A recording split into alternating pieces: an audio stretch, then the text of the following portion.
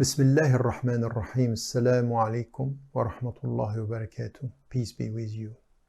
We are starting our journey with the first day of Ramadan, and we are encountering the Qur'an. As our month is the month of the Qur'an, we will try to start our journey, and starting our journey with a verse which is quite interesting. This verse is a verse talking about what happened before even the creation of human being. The creation of human being, when we have a kind of a dialogue between God and the angels. God is informing the angels that he's going to establish on earth a human being, a vicegerent. And through this dialogue before the creation, we get so many teachings, so many lessons for us in the way we have to understand humanity, in the way we have to understand our human condition, but also in this relationship that we need to get with God, with the world, and the way we have to understand our presence on earth. And the verse is essential here, and this is the way it is said in the Quran. وَإِذْ قَالَ رَبُّكَ لِلْمَلَائِكَةِ إِنِّي جَاعِلٌ فِي الْأَرْضِ خَلِيفَةً قَالُوا أَتَجْعَلُ فِيهَا مَنْ يُفْسِدُ فِيهَا وَيَسْفِكُ الدِّمَاءَ وَنَحْنُ نُسَبِّحُ بِحَمْدِكَ وَنُقَدِّسُ لَكَ قَالَ إِنِّي أَعْلَمُ مَا لَا تَعْلَمُونَ. The verse is important when God said to the angels, I'm going to establish on earth a vicegerent. They said, are you going to establish on earth somebody who is going to spread corruption and bloodshed while we are praising you and sanctifying your name? He responded, I know what you don't know.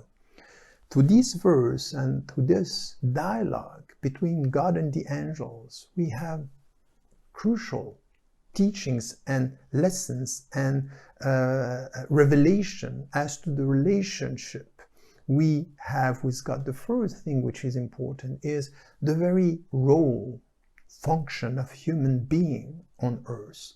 God is the owner of everything. لِلَّهِ مَا فِي السَّمَوَاتِ وَمَا فِي الْأَرْضِ. Everything belongs to him, while human being here is just a vicegerent. And what we have to do as human beings is just to manage the thing around us. Nothing is ours and everything is our under responsibility, and we'll have to respond to God's call when it comes to what are you doing on earth. The first relationship is our relationship with our own body. My body is not mine. I am a vicegerent even with my own body. I will be called into account about the relationship I have with my body.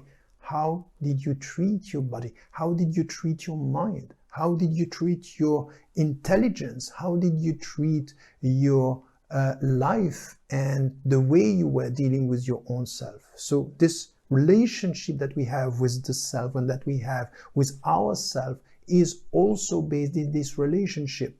This is the property of God, and you will be called into account, and you have to respond to this call and respond to what you have done and the way you have been dealing with the principles. It's the same with the world and the universe and nature around us. How did you treat nature? How did you treat species around you? You are not the owner of all this. God alone is the owner, and you have to deal with the world based on the principles that were revealed to you through the book, through the revelations, and through the way God is asking you to behave, asking you to act, asking you to respect the principles he set in the relationship you have with him and the relationship you have with the world.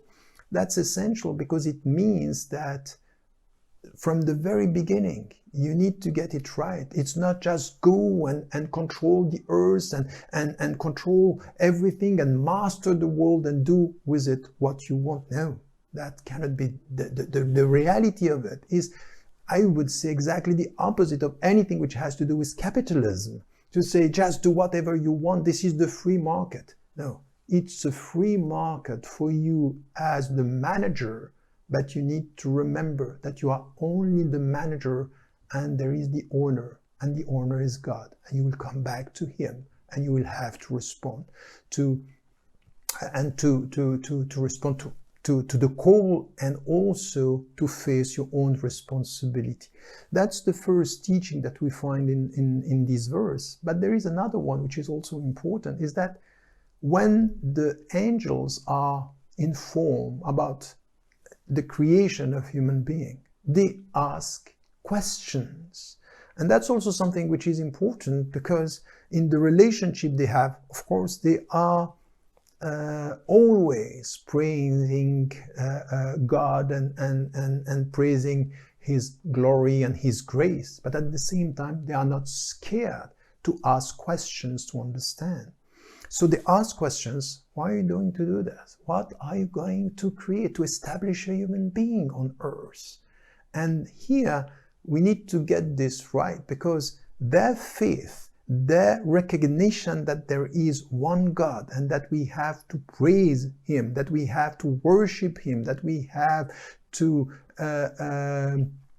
sing the glory of God every single day, every single second, doesn't prevent them from asking questions. And very often we have now some of our brothers and sisters, they reduce faith to just accept it, don't ask. That's not the right way. Accept it. After having asked the question, you have the right to ask. You have the right to ask questions about, okay, I don't get even the meaning of this verse. I don't get the meaning of this life. I don't get the meaning of this trial. I don't get the meaning of, I don't get the meaning. Do I have the right to ask? Yes, ask the question. Ask the question, but what is essential to your spiritual experience, and to understand that there are limits to your understanding. And this is the last part of the verse. Inni a'lamu ma la ta'lamun. Remember, ask the questions, try to understand, and if you don't, you need to know that there are things, secrets that are beyond your intelligence. So you have to consider this intellectual humility. Intellectual humility means the intellect is asking and in a humble way accepting that there are limits in the way we are grasping, the way we are understanding things. And this is what happened with the angel, which is so important for every one of us, that we go through this journey with our trust in God, our questions as human being, and at the end our acceptance towards what God has, towards the very essence of life and what God has decided for us. So this is also the second teaching which is important here. And having said that, now in our understanding of this verse, when it comes to our journeys, that the angels knew that we are going to corrupt the earth. So they have the secrets before even we were created. And it means that we have to understand that from the very beginning, we are able of the best and able of the worst. And that it's a struggle. In fact, as a creation, we have been created with this tension in us, able of the best, and trying to work on ourselves to prevent ourselves from doing what was already known by the angels, that we can corrupt the earth, that we can corrupt everything around us. We need to get this as something which is essential, because this is our personal journey. And during Ramadan, this is exactly what we are asked to do. Master yourself in order to do the best and protect yourself from the dark side of yourself, making you able to do the worst. Let us be people trying to do our best through this spiritual journey, and especially, of course, during Ramadan. Don't forget to tell the people you love that you love them. Life is fragile.